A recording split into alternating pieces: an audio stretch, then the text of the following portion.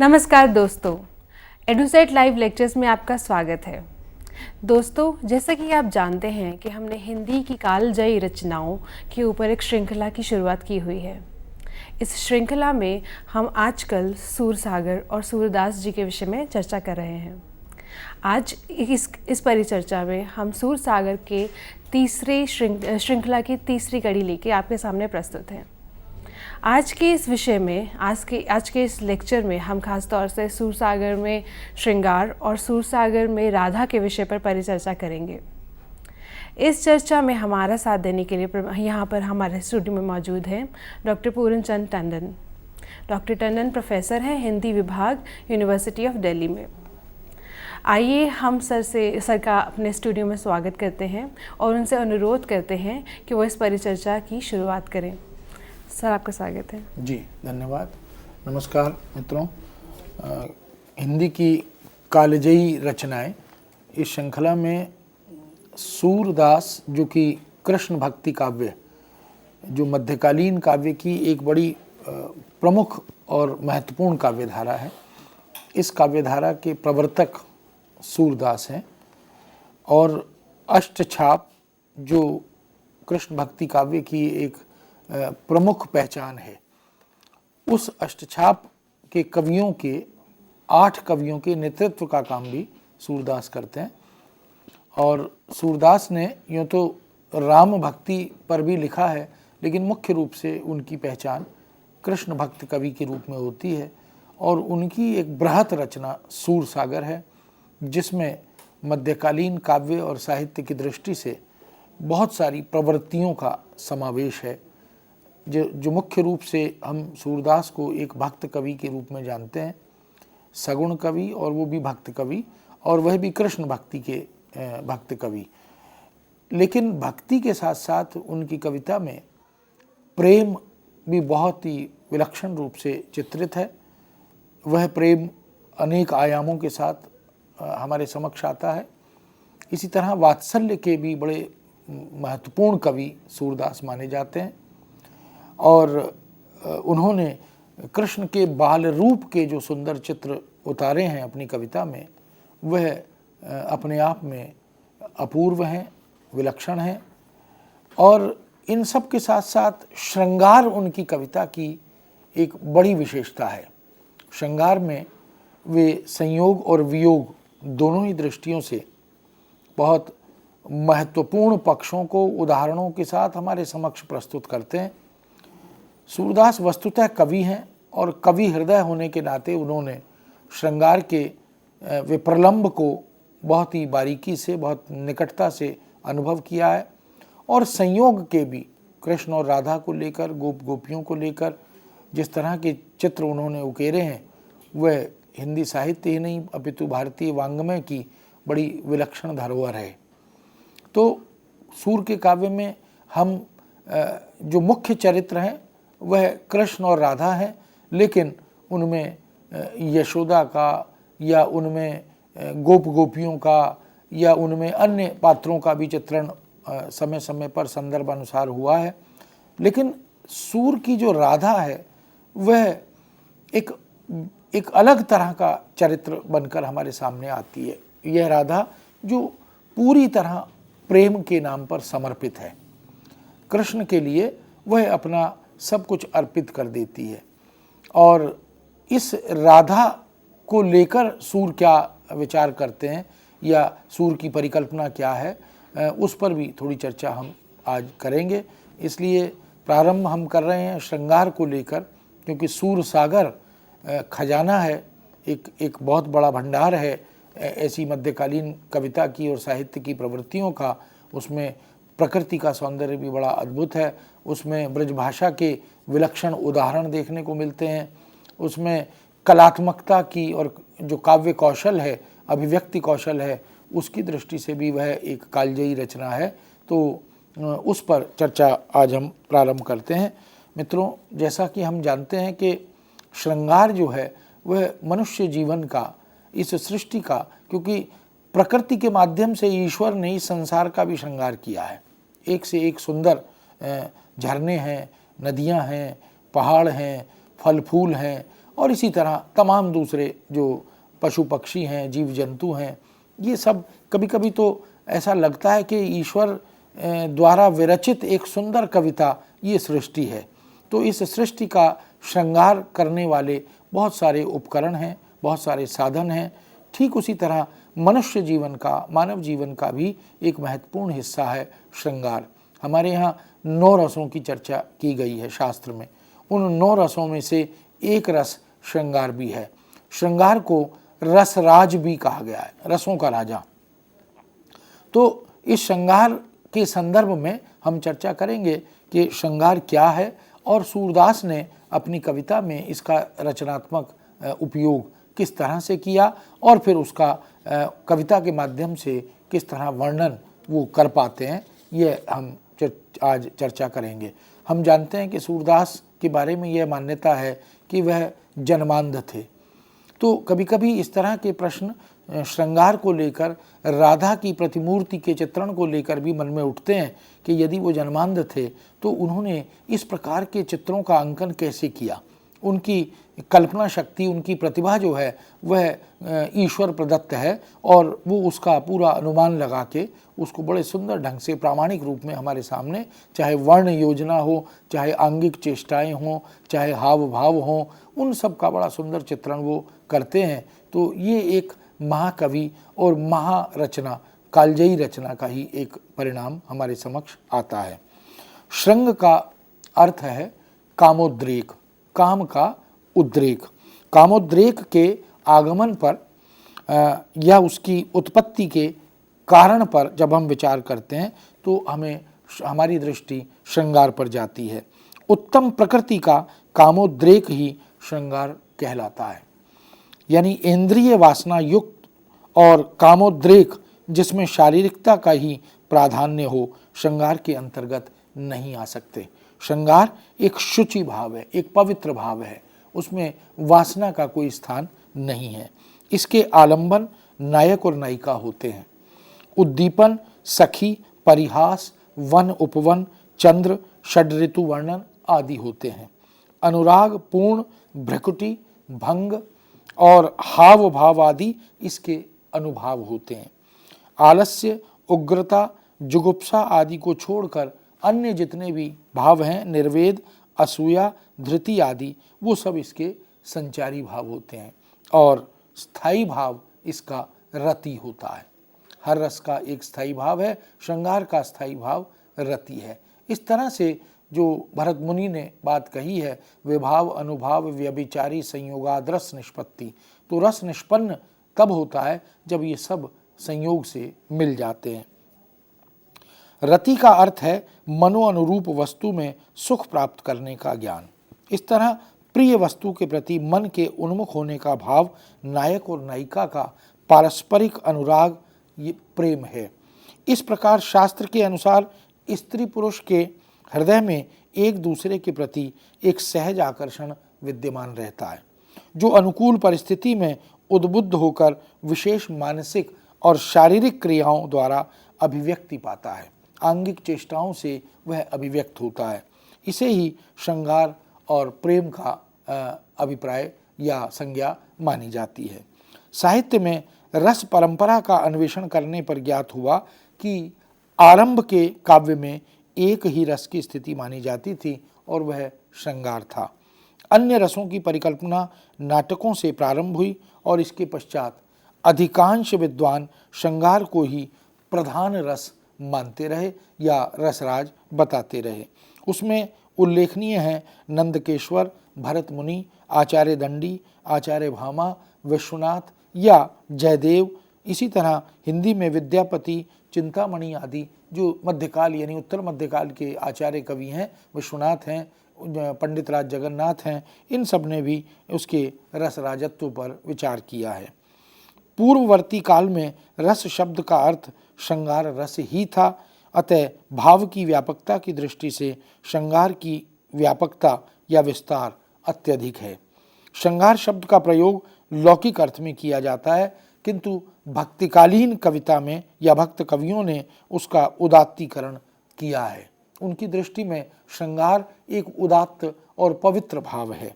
वह आदि तत्व ब्रह्म के स्वरूप का विश्लेषण करते करते उसमें इतना तन्मय हो जाते हैं कि वह भेद ही भुला बैठते हैं। जीव और ब्रह्म एक हो जाना चाहते हैं, दोनों में अभेद और अभिन्न संबंध स्थापित हो जाता है। उस साधना में निरंतर तड़प की भावना बनी रहती है, एक तड़पन उसमें आत्मा की, परम आत्मा के प्रति जो उत्कट मिलन इच्छा है उसकी भावना बनी रहती है। माधुर्य भाव की इस प्रीति में आत्मोत्सर्ग और आत्मविस्मृति, इनकी स्थितियां सहज रूप से ही मिलती हैं। कुछ शास्त्रीय दृष्टि से श्रृंगार के विषय में जो चिंतन किया गया उसकी जानकारी हमें मिलती है। सूर ने भी इष्ट देव के प्रति अपने अनन्य प्रेम की अनुभूतियों को रति भाव की संयोग और वियोग जनित अवस्थाओं में आत्मविभोर होकर बहुत ही सुंदरता के साथ अपनी कविता में चित्रित किया है। कृष्ण की रूप माधुरी के साथ भीगी हुई गोपिकाएं जब मिलन के आनंद से असीम आत्मिक आनंद का अनुभव करती हैं तो गोपिकाओं के उल्लास के भीतर सूर की अंतरात्मा बाकायदा प्रकट होती हुई, प्रतिबिंबित होती हुई दिखाई देती है। वह सूर गोपियों के आनंद के माध्यम से अपने आनंद की ओर संकेत करते प्रतीत होते हैं। गोपिकाएं कृष्ण के वियोग में छटपटाती हैं तो सूर का हृदय भी तड़पता और छटपटाता हुआ प्रतीत होता है। गोपिकाओं के रूप में अपने इष्ट से मिलने के लिए व्याकुलता सूर के चित्त में भी प्रकट होती है, दिखाई देती है। सूर का श्रृंगार अंतरात्मा की गहन अनुभूतियों का यथार्थ चित्रण है।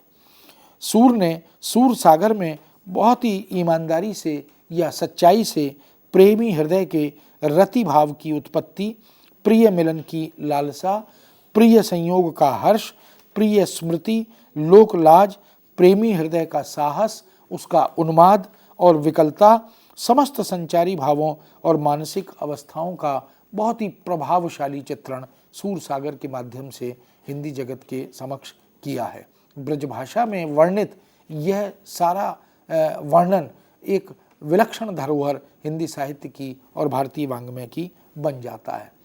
श्रृंगार रसों का राजा होता है। जीवन का जितना विस्तार श्रृंगार में संभव है उतना अन्य किसी रस में नहीं है। श्रृंगार के दो पक्ष माने गए, संयोग और वियोग। वियोग को विप्रलंब भी शास्त्र ने बताया है। संयोग श्रृंगार में सुख का और वियोग श्रृंगार में दुख का चित्रण अनुभूति के आधार पर होता है।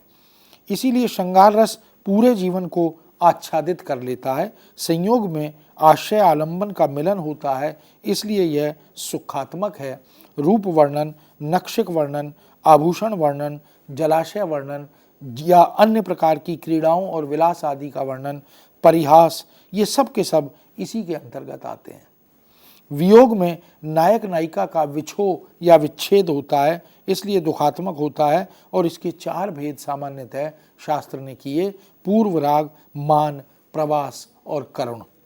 सूर काव्य में श्रृंगार रस के आश्रय और आलंबन राधा और कृष्ण हैं, गोपियां और कृष्ण हैं। यद्यपि वे अलौकिक हैं और कवि की श्रृंगारिक चित्रण में भक्ति को ही प्रमुखता के साथ चित्रित करने का यत्न किया गया है, किंतु उनके चित्रण में इतनी अधिक मांसलता है कि वे लौकिक नायक नायिका के समान ही प्रतीत होते हैं। राधा और कृष्ण ईश्वर होकर भी वह सामान्य नायक नायिका से प्रतीत होते हैं। बचपन में साथ साथ खेलने वाले, एक साथ बड़े होने वाले, एक साथ यौवन में प्रवेश करने वाले ये गोप गोपियां मित्रवत आचरण करते हुए प्रतीत होते हैं। उनके प्रेम का विलास प्रकृति के उन्मुक्त वातावरण में होता है। गोपियों का प्रेम अत्यधिक सघन प्रेम है, वह कभी भी सूखने वाला या शुष्क होने वाला नहीं है। तभी गोपियां कहती हैं, लरिकाई को प्रेम कहो अली कैसे भूले। ये जो लड़कपन का, बचपन का प्रेम है, यह आजीवन याद रहता है, इसको भुलाया नहीं जा सकता।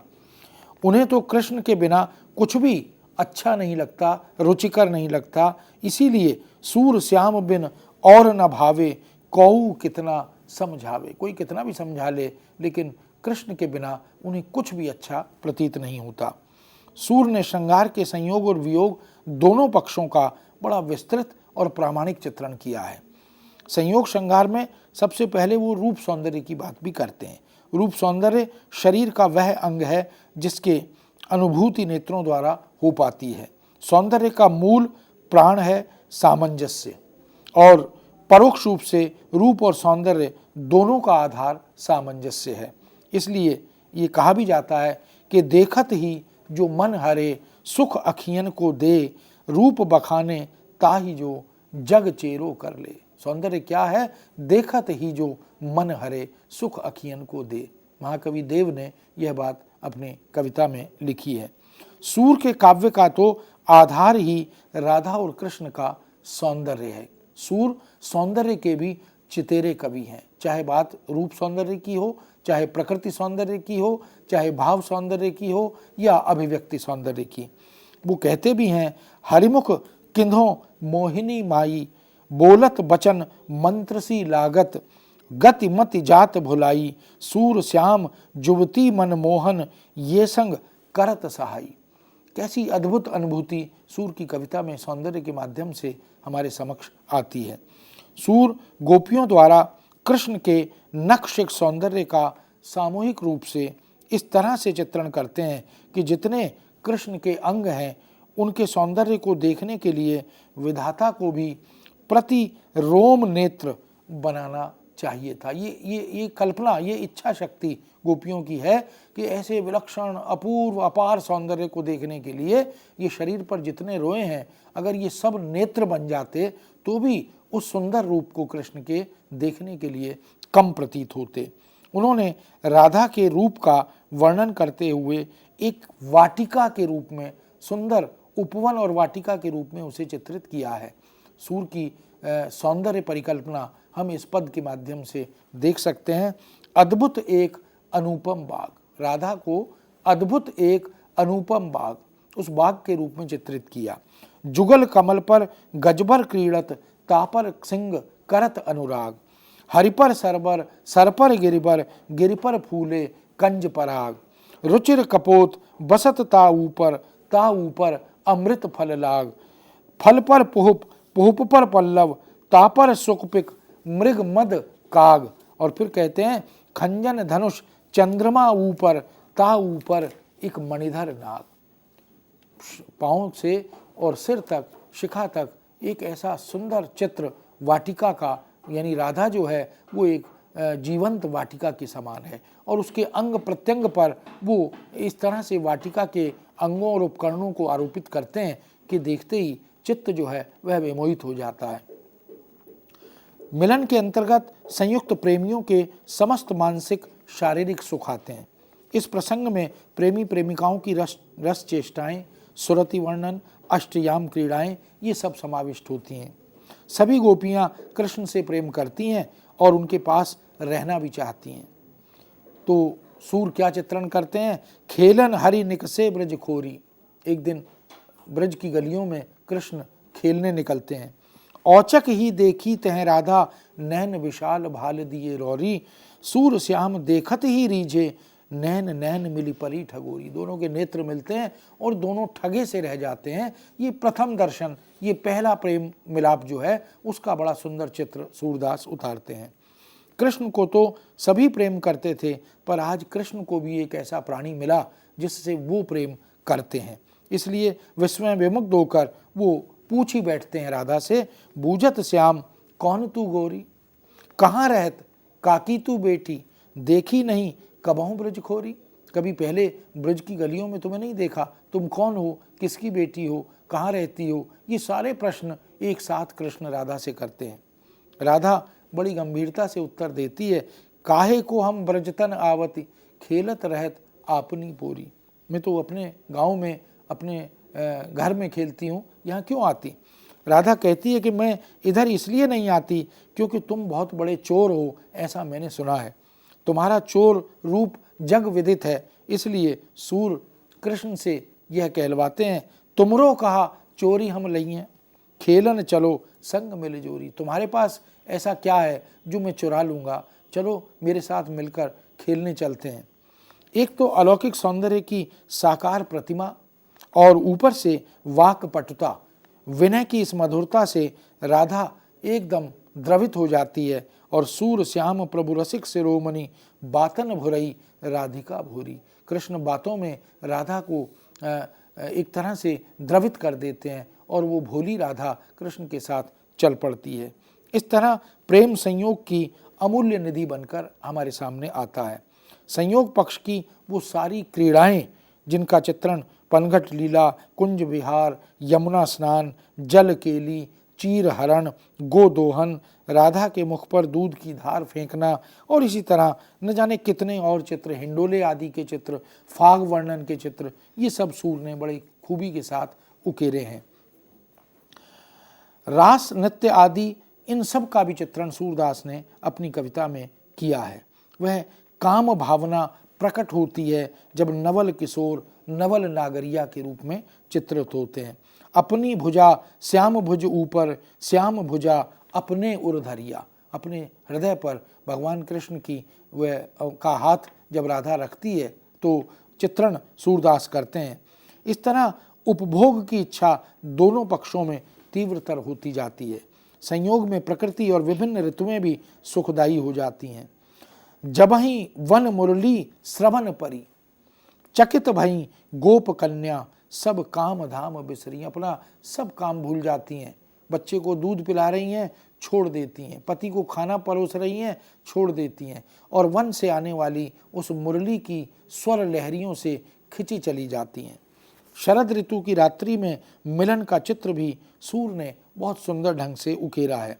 गोपियों के औचित्य अनौचित्य का ध्यान न रखते हुए, मर्यादा का अतिक्रमण करते हुए और संयोगावस्था में उनकी संयोग रति का वर्णन भी सूरदास बड़ी सुंदरता के साथ करते हैं।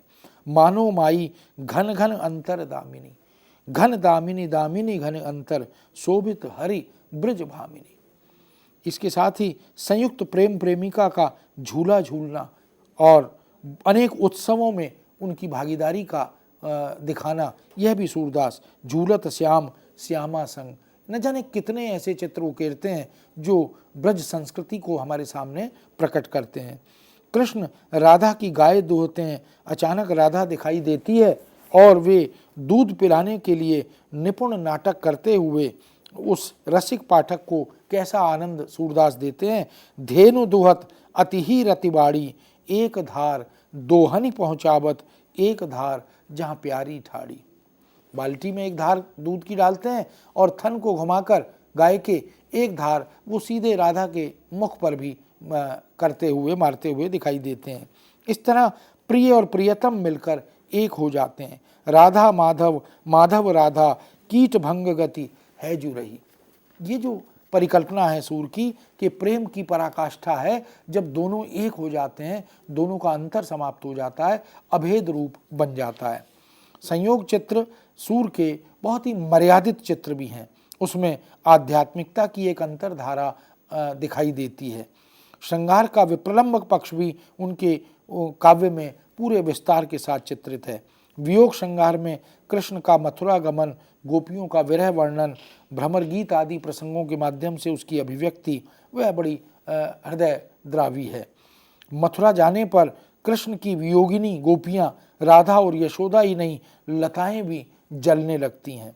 यमुना विरह से काली पड़ जाती है और गौएं कृष्णकाय हो जाती हैं। उन कृष्ण की अनुपस्थिति में सब कुछ दैनिक और स्वाभाविक व्यापार बदल जाते हैं। मदन गोपाल बिना या तन की सभी बात बदली, सारे अनुभव बदल जाते हैं, सारी चेष्टाएं बदल जाती हैं।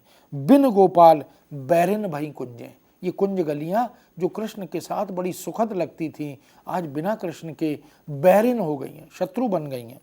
संयोग के दिनों में उल्लसित करने वाले प्राकृतिक दृश्यों में न जाने यह कठोरता कहाँ से आ गई है। मधुबन तुम कत रहत हरे, उपालंब करती हैं कि हे मधुबन, तुम्हें लाज नहीं आई, तुम हरे भरे हो, कृष्ण के जाने पर सब कुछ सूख रहा है, तुम क्यों ऐसे खड़े हो। बिरह वियोग श्याम सुंदर के ठाड़े क्यों न जरे, तुम खड़े खड़े जल क्यों नहीं गए विरह की अग्नि से, जैसे हमारी स्थिति है तुम्हारी क्यों नहीं हो गई। कृष्ण के अभाव में गोपियों की कुशलता संदिग्ध है। किंतु फिर भी कृष्ण तो लौट कर आने को कह जाते हैं, इसलिए गोपियां और राधा उनके वियोग में रात दिन अश्रु प्रवाहित करती हैं। निस्दिन बरसत नैन हमारे, दिन रात नेत्र बरसते ही रहते हैं। ये बारिश है, ये वर्षा है कि रुकती ही नहीं है।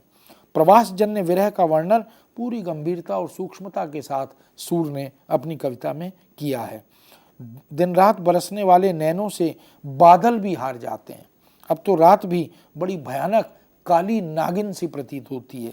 वियोग में कालिंदी भी ज्वरग्रस्त प्रतीत होती है, यानी यमुना इतनी काली हो गई है विरह में, ऐसा लगता है जैसे उसे भी ज्वर हो गया है, बुखार हो गया है। पियबिन नागिन काली रात, शीतल चंद अगिन सम लागत, कहिए धीर कौन विधि धरिवो। कैसे धैर्य धारण करें, कोई उपाय गोपियों की समझ में ही नहीं आता। सूर भ्रमर गीत में उपालंबों द्वारा विरह को बड़ी खूबी के साथ स्पष्ट करते हैं। कृष्ण द्वारा भेजी गई पाती को देखकर गोपियों की विरह विह्वल अवस्था मर्मस्पर्शी हो जाती है। निरखति अंक श्याम सुंदर के, बार बार लावत लो छाती, लोचन जल कागद मसी मिलके, है गई श्याम श्याम जू की पाती। इस तरह राधा अपनी सारी विरह व्यथा मौन रहकर पीती रहती है। राधा के मूक रहने से उसकी विरह व्यथा और अधिक घनीभूत हो जाती है। राधा की स्थिति देखकर सहृदय पाठक की आंखों में अनायास अश्रु उतर आते हैं। अति मलिन वृषभानु कुमारी, इतनी कमज़ोर हो जाती है, न खाती है, न पीती है, न सोती है, सुधबुध नहीं है, टकटकी लगाए उस मार्ग पर देखती रहती है जहाँ से कृष्ण को लौट कर आना है, ऐसी उसकी धारणा है। उद्धव द्वारा गोपियों को समझाए जाने पर गोपियाँ क्रोधित हो जाती हैं और वो उद्धव को स्पष्ट कहती हैं, ऊधो मन न भये 10-20, एक हो तो सो गयो श्याम संग को अवराधे ईश। अब किस ब्रह्म की बात कर रहे हो? एक मन था, वो कृष्ण के साथ चला गया। कोई 10-20 मन नहीं है कि यहाँ वहाँ हम अपना हृदय कहीं किसी दूसरे ईश्वर से लगाते फिरें। अब तो गोपियों का विरह निरंतर बढ़ रहा है। स्वप्न में भी कृष्ण आकर हंसते हैं और बाँह थाम लेते हैं। तब वो हृदय में बसे हुए कृष्ण को देखकर उनकी कल्पना करके उर्मे माखन चोर गड़े, ये परिकल्पना करते हैं। अब कैसे हूँ निकसत नाही, ऊधो तिरछे है जो अड़े, तिरछे होकर अड़ गए हैं, इसलिए वो इसकी परिकल्पना करते हैं। तो कुल मिलाकर यदि हम देखें कि सूर ने संयोग का, वियोग का जैसा सुंदर चित्रण अपने सूर सागर में किया है, वह वास्तव में ब्रजभाषा काव्य, हिंदी काव्य और पूरे भारतीय वाङ्मय की एक बड़ी विलक्षण धरोहर है। सूरदास एक महान कवि थे और सूर सागर एक कालजयी रचना थी। इसी का प्रमाण हमें सूर के काव्य में श्रृंगार से मिलता है। धन्यवाद।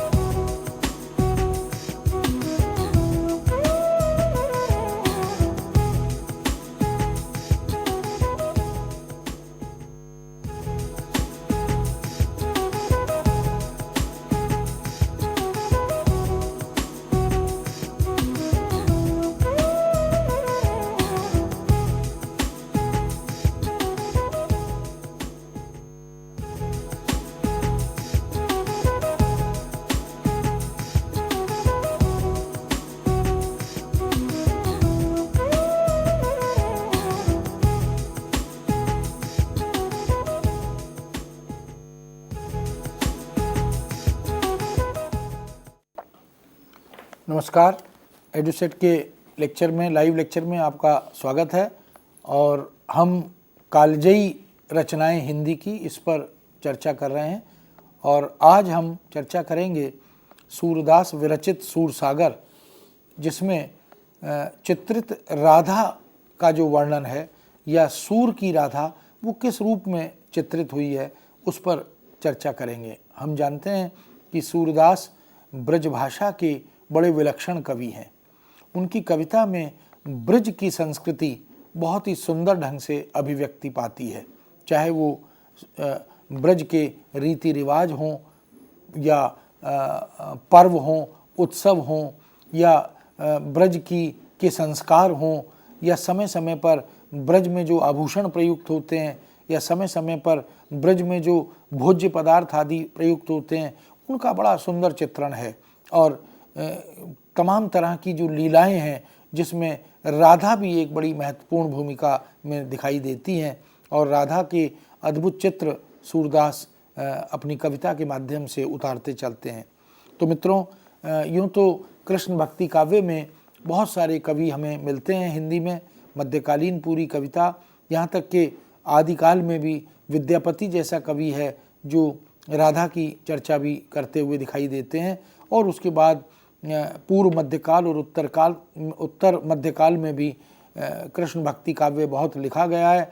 यहाँ तक कि आधुनिक युग में भी कृष्ण भक्ति काव्य पर्याप्त लिखा गया, प्रचुर मात्रा में लिखा गया। प्रिय प्रवास जैसी रचना हमें हरिओत जी की मिलती है, उद्धव शतक जैसी रचना हमें जगन्नाथ दास रत्नाकर की मिलती है और इसी तरह बाद के बहुत से कवियों ने भी कृष्ण भक्ति काव्य पर लिखा है। लेकिन मध्यकाल में कृष्ण भक्ति काव्य अधिकांशतः ब्रजभाषा में लिखा गया और आधुनिक युग में आकर खड़ी बोली भी उसमें शामिल हो गई।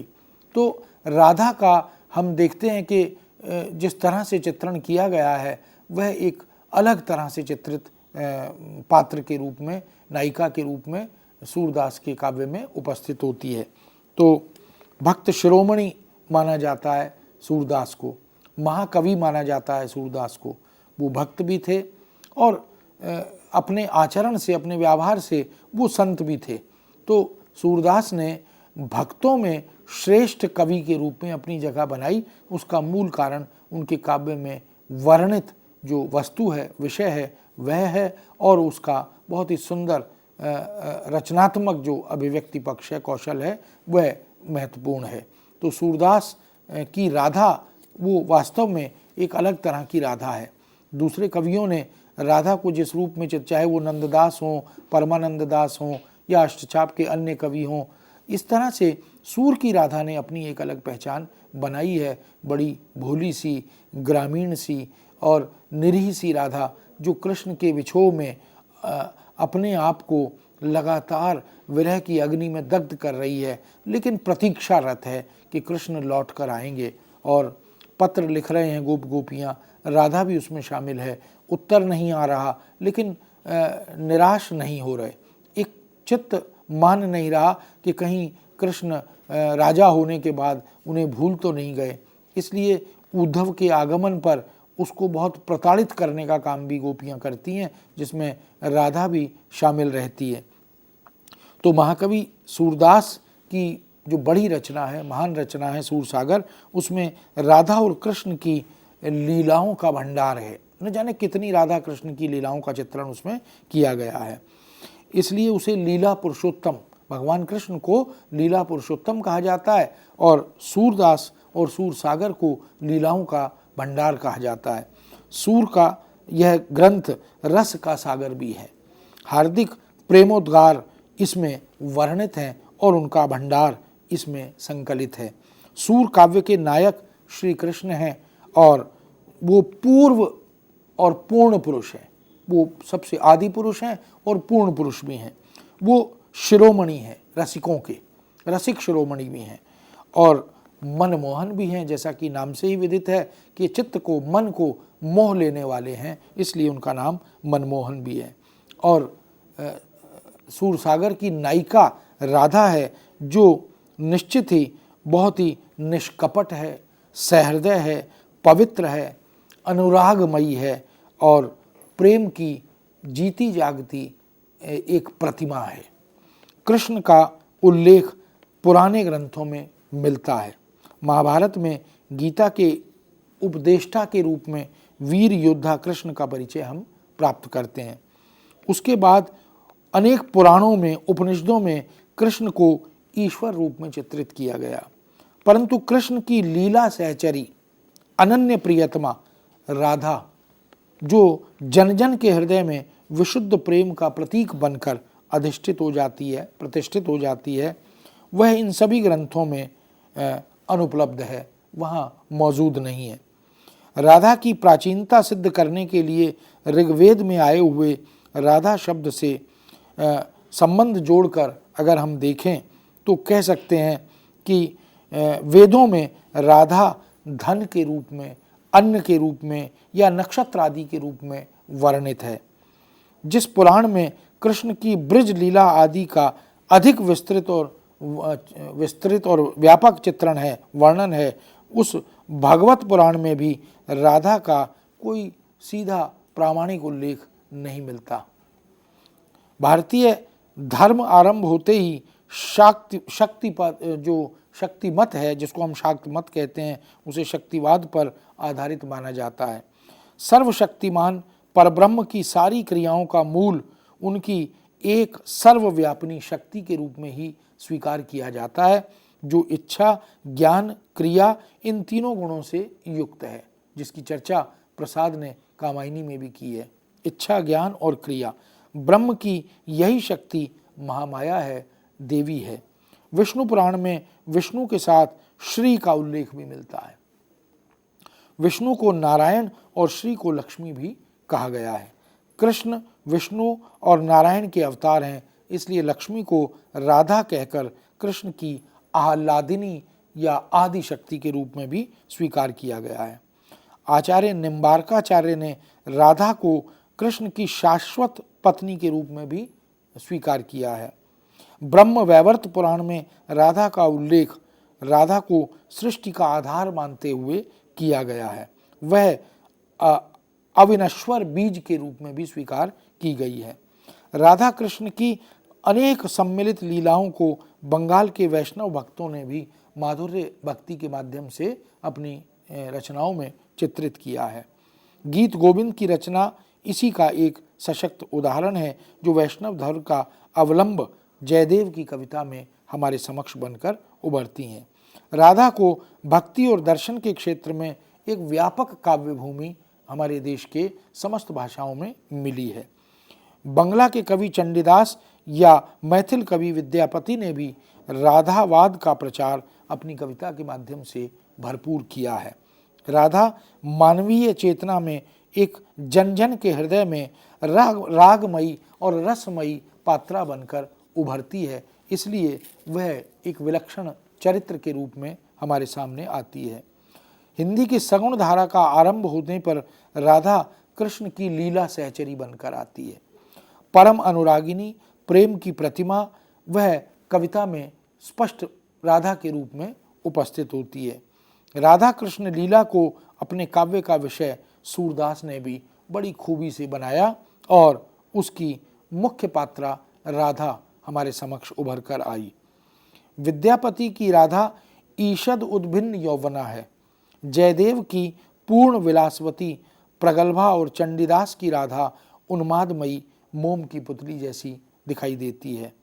ये तीनों धन्य हैं, पर और भी धन्य है वह बाल किशोरी, वह बाल की बतरस लालच लाल की मुरलीधरी लुकाए, उस रूप में चित्रित होने वाली, आँख मिचोली करने वाली, लीलाएं और क्रीड़ाएं करने वाली और बरसाने में छबीली बनकर वृष भानु लली के रूप में प्रकट होने वाली राधा, उस पर 100 जान निसार करने को तैयार हैं कविगण।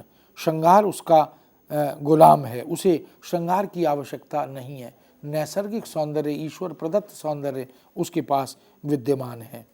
उसकी आँखों के कोर से एक सौंदर्य बरसता हुआ प्रकट होता है। इस तरह वह करुणा की मूर्ति है और लीला का अवतार भी है। प्रेमी के समक्ष वह सरल है, गाती है, नाचती है, हिंडोले में झूलती है, फाग लीला करती है और एकदम सब कुछ वह भुला भी बैठती है। प्रेम की गंभीरता, आनंद, उसकी क्रीड़ाएं, वह उनसे बहुत आनंदित होती है। विरह में वह गंभीर होती है और उतावलापन भी उसमें कभी कभी प्रकट होता है। वह सच्ची प्रेमिका है, इसलिए तीनों लोकों से न्यारी है, अपूर्व है, अद्भुत है, विचित्र है, विलक्षण है।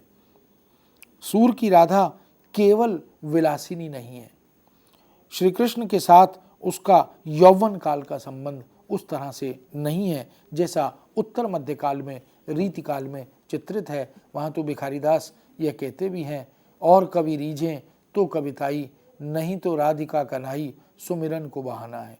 तो यहाँ राधा कृष्ण के स्मरण का बहाना सूर की कविता में नहीं है। यहाँ तो सूर वस्तुतः एक भक्त रूप में, एक समर्पित भक्त रूप में राधा कृष्ण का चित्रण उतारते हैं।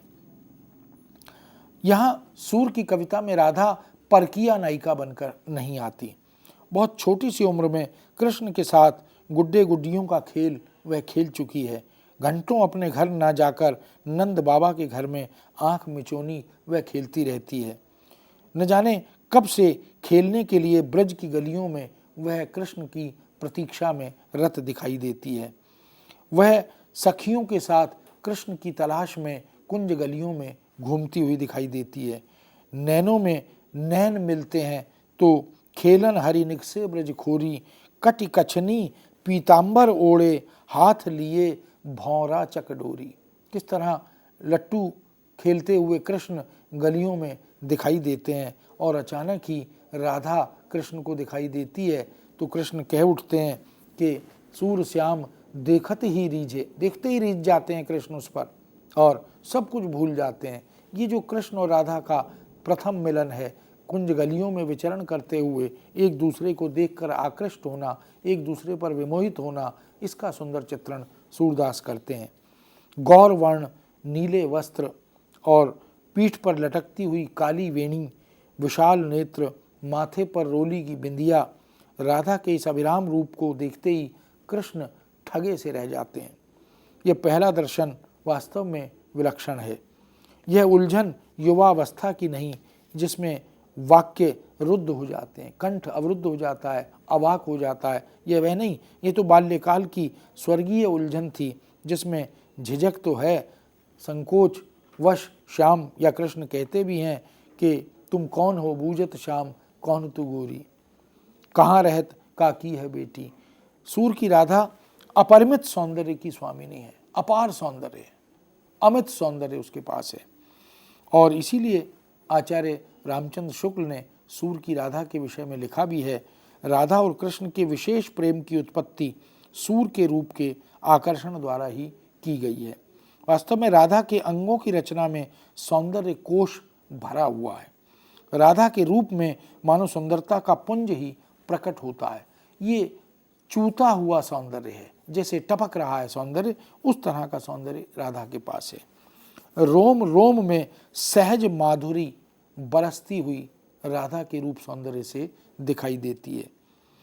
आज लखी एक बाम नई सी, ठाड़ी हुती अंगना द्वारे, विधि बिरंच किधों मदन मई सी।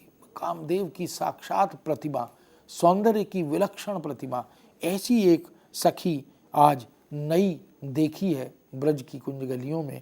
यह चित्रण सूरदास करते हैं। इस रूप की राशि की महानता है उसकी सरलता, सहजता। वह भोली है, निष्कपट है। इसलिए कृष्ण के पूछने पर बड़ी विनम्रता से और बड़ी सज्जनता से यह कहती है कि काहे को हम ब्रजतन आवती, खेलत रहत आपनी भोरी। और कृष्ण भी उसी सरल राधा से बड़े भोलेपन से यह कहते हैं कि तुमरो कहा चोरी हम लई हैं। जब राधा कहती हैं सुनत रहत सर्वनंद नंद थोटा, करत फिरत, यहाँ जो चोरी करते हुए घूमता है, तो उसी सज्जनता से, सहजता से कृष्ण भी पूछते हैं कि तुम्हारे पास क्या है। फिर प्रतिदिन मिलने का वह निश्चय करते हैं, मार्ग पूछते हैं और इस तरह से एक अनुराग में बंध जाते हैं। दिन प्रतिदिन घाट और खारिक इत्यादि में वन में, उपवन में, कुंज गलियों में उनका मिलन बढ़ता चला जाता है। उनकी प्रेम का जो बंधन है ये मजबूत होता चला जाता है। मन की चोरी होती है। भोली राधा इस चोरी को समझ नहीं पाती और श्याम एक दिन कहते हैं, सखी हमारे घर आकर मुझे खेलने को क्यों नहीं बुलाती हो? इसलिए वृषभानु बाबा की सौगंध, सुबह शाम एक बार तुम ज़रूर आया करो। यह बात कृष्ण राधा से कहते हैं। तुम बहुत ही सीधी लगती हो, इसलिए तुम्हारे संग मुझे खेलने का, अधिक से अधिक समय व्यतीत करने का मन करता है। यही प्रेम और प्रगाढ़ होता चला जाता है। आँखों को विश्राम नहीं मिलता, सैन पर सैन चलते रहते हैं। इस तरह कृष्ण और राधा का यह प्रेम धीरे धीरे प्रगाढ़ से प्रगाढ़तर होता चला जाता है। सूर ने बड़ी खूबी के साथ इन सारी घटनाओं का और स्थितियों का चित्रण अपनी कविता में किया है और ऐसा लगता है कि सूरदास के पास वास्तव में एक दिव्य चक्षु विद्यमान है जो इन सारी मनस्थितियों का, इन प्रेमजन्य अनुभूतियों का बड़ा मनोवैज्ञानिक चित्रण करते हैं, लेकिन पहले उसे वो आत्मसात करते हैं और फिर ब्रजभाषा के लालित्य के साथ उसे बड़ी खूबी के साथ हमारे समक्ष प्रस्तुत करते हैं। श्याम के संकेतों पर उसके मादक दर्शन से राधिका के जो गाल हैं, कपोल हैं, वो लाल हो जाते हैं और यह पहला जो संकोच का उदय है, यह जो काम के आगमन का संकेत है, इसका चित्रण भी सूरदास ने खूबी के साथ किया। कनक बदन सुधार सुंदरी सकुच मुख मुस्काई, सूर प्रभु के वचन सुनी सुनी रही कुमारी लज्जाई। ये जो नारी का सहज गुण है लज्जा, वह राधा के कानों का लाल होना, कपोलों का लाल होना, मुख मुद्रा पर मुस्कान का आ जाना, इन सब का चित्रण भी बड़ी बारीकी से सूरदास करते हैं। इस तरह राधा को और कृष्ण को अब घर अच्छा नहीं लगता, खाना पीना भूल गए, हंसती थी तो कभी रोती थी। यह एक अजीब सा परिवर्तन उसके आचरण में दिखाई देने लगा। वह दोहनी लेकर गोष्ठ में जाने के लिए उत्कंठित भी दिखाई देती है। क्यों? जहाँ गौओं से दूध निकाला जाता है, वह बार बार दोहनी लेकर वहाँ जाना चाहती है, क्योंकि वहाँ कृष्ण से उसकी भेंट होगी। इसलिए श्याम भी दोहनी के लिए व्याकुल हैं। वो भी चाहते हैं कि गौओं को दोहने का समय आए और उस समय राधा से उनकी भेंट हो। अति बिरह तन भई व्याकुल, घर न नेक सुहाई, चित्त चंचल कुमारी राधा खान पान भुलाई। सब कुछ खाना पीना भूल गई है। ये प्रेम की अनुभूति जन्य जो उसकी प्रतिक्रियाएं हैं, उसकी स्थितियां हैं, उनका चित्रण करते हैं। श्याम और श्यामा दोनों दोहनी लेकर जब पहुंचते हैं तो नंद ने कहा, दोनों यहीं खेलो, दूर मत जाओ। फिर क्या था? जो रोगी को भावे वो वैद्य बतावे। जैसा कहते हैं कि अगर इच्छा है और वह तत्काल पूरी हो जाए तो इससे बेहतर क्या। तो पिता ने कहा कि यहीं खेलो दोनों, और राधिका कहती है, सुनो, तुमने नंद बाबा की बात सुनी, मुझे छोड़कर मत जाना। हजारी प्रसाद द्विवेदी ने सूर की राधा का ऐसा सुंदर चित्रण उतारा है, विलक्षण चित्रण उतारा है कि हम उसको पढ़ते हैं तो हम हतप्रभ रह जाते हैं कि किस तरह से द्विवेदी जी ने भी सूर की राधा को अपने निबंध के माध्यम से हमारे समक्ष प्रस्तुत किया है। इस तरह नंद बाबा की बात सुनो हरि, राधा कहती है, नंद बाबा की बात सुनो हरि, मोही छाण के कबहू जाओगे, लियाऊंगी तुमको धरी। अगर मुझे छोड़कर गए तो पकड़कर तुम्हें वापस ले आऊंगी। ये जो मनोभाव हैं, यह जो आंगिक चेष्टाएं हैं, सूर इस तरह से कृष्ण और राधा की उस युवा अवस्था के मासूम अनुभूतियों को, बड़ी सुकोमल अनुभूतियों को चित्रित करते हुए आगे बढ़ते हैं। इस तरह मेघ मेदुर संध्या को भी नंद ने राधिका से कहा कि बेटी शाम को घर ले जाओ। दोनों घर को चल दिए। इस नए प्रेम की धार सार वर्षा से सूरसागर भरा पड़ा है। अपनी भुजा श्याम भुज ऊपर, श्याम भुजा अपने उर धरिया, चूमत अंग परस्पर जनजुग, चंद करत हितबार, रसन दसन भरी चाप चतुर अति, करत रंग विस्तार। कैसे दोनों एक दूसरे के प्रति अर्पित और समर्पित होते हुए दिखाई देते हैं। इस तरह हम देख सकते हैं कि सूरदास ने, चाहे बात विद्यापति की हो, चाहे बात चंडीदास की हो, या इससे पहले सूर के काव्य में वर्णित राधा और कृष्ण के चित्रण से पहले की परंपरा में उन कृष्ण और राधा के चित्र जो उकेरे गए हैं, उनका बड़ा सुंदर प्रभाव हमें सूरदास पर भी कहीं ना कहीं दिखाई देता है। सूर कहते हैं सूर जो है अपनी कविता में राधा का चित्रण करते हुए यह कहते हैं कि प्रेम की उस आकंठपूर्ण कलशी में प्रेम रह रहकर छलकता हुआ दिखाई देता है। इसलिए उन्हें उस युगल मूर्ति का प्रतिदिन का मिलना, हंसना, खेलना, कुंज गलियों में विचरण करना, एक दूसरे को देखे बिना विकल होना, इन सब को न जाने किस तरह से सूर ने अनुभव किया और चित्रित किया। और प्रेम का उच्छ्वास किस तरह से उन दोनों के व्यवहार में प्रकट होता है। राधिका जब देर से घर पहुंचती है तो माता संदिग्ध अवस्था में ये देखने लगती है, काहे को तुम जहते हैं डोलत, हमको अति ही लजावत। ये एक माँ का एक युवा कन्या के प्रति जो संशय है, या जो समाज की भावनाओं को अनुभव करके जो संशय है, उसको लेकर सूर ने यह बात भी माँ के हृदय से कहलवाई है। अपने कुल की खबर करो धो, सकुच नहीं जी आवत। तुम्हें लज्जा नहीं आ रही कि कुल की मर्यादा और समाज के जो नियम हैं, जो मर्यादाएं हैं, उनका अनुपालन हमें करना चाहिए। बिना किसी झिझक से वह ठिठोली करती फिरती हो, जोर देकर बिना किसी हिचकिचाहट के कहा जा सकता है कि इस प्रकार का वर्णन सूरदास ने लेखनी के माध्यम से सूर सागर में जो किया है, वह न भूतो न भविष्यति ऐसा प्रतीत होता है। प्रेम के 1.25 लाख गानों का समुद्र कहीं भी ऐसा अन्यत्र किसी अन्य भाषा में उपलब्ध नहीं है जैसा सूर सागर में है। एक से एक सुंदर पद सूर सागर में उपलब्ध है। उसमें भावों का, विचारों का एक महासागर उपस्थित हो जाता है। चांद के संयोग से वह उफन उठता है और उद्वेलित नहीं होता। विरह में तरंग लोल हो जाती हैं पर मर्यादा छोड़ती नहीं है। कृष्ण माता से कहते हैं, माँ राधिका बड़ी चोर है, हमारी मुरली चुरा कर ले जाती है, इसलिए इसे संभाल कर रखो। इधर राधा अपनी माँ से कहती है, माँ वह बड़ा दुष्ट है और वह कान सारा दही माखन हमारा छीन लेता है, मटकी तोड़ देता है, उस रास्ते से मैं नहीं जाऊंगी। ये जो भोलापन है, यह वास्तव में प्रेम की अनुभूति का विलक्षण चित्रण सूर के माध्यम से, सूर के महासागर सूर सागर के माध्यम से हमारे समक्ष आता है।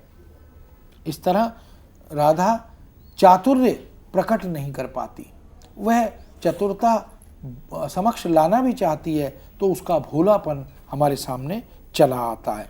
इसलिए वह एक ऐसी नायिका के रूप में, एक ऐसी ब्रज कोमलांगनी के रूप में हमारे समक्ष आती है जो वस्तुतः चांचल्य नहीं जानती, जो बुद्धि का विलास नहीं जानती, जो भोली भाली है और कृष्ण के प्रेम में पूरी तरह आबद्ध हो गई है।